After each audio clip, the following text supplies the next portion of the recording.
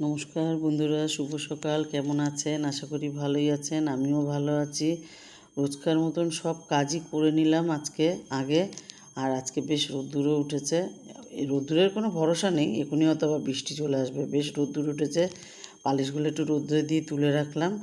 আর এবারে সব দরজা জানলা এদিকের বন্ধ করে দেবো।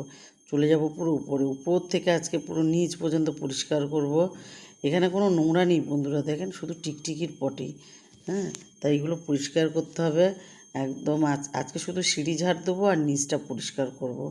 নিচে অনেক পাতা পড়েছিল মানে কি আমিই রেখেছিলাম নারকেল পাতা, কিন্তু সেগুলো না বৃষ্টি পড়ছে আর কেমন পচে পচে যাচ্ছে, ওর জন্য ফেলে দেবো ওগুলো সব।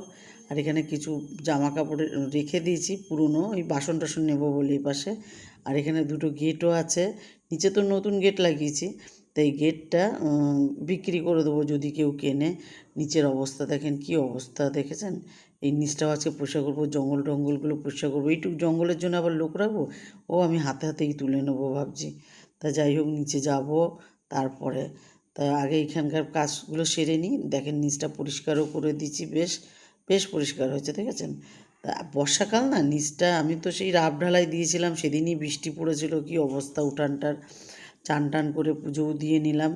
এবারে রান্না করতে হবে, শুধু করব মাছের ঝোল ভাত আজকে। মাছটা দিয়ে দিলাম, আগে মাছগুলো ভেজে নিই, তারপরে দেখছি।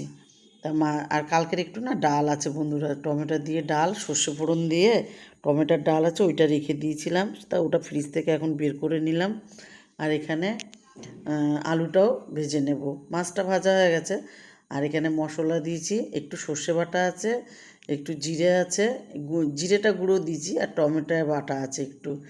আর এখানে আলুটা দিয়ে দিলাম, মশলা কষে গেছে, আলু দিয়ে আরেকটু কষাবো, তারপরে জল ঢালবো। আলুগুলো অল্পই দেওয়া হয়েছে, বেশি দেওয়া হয়নি।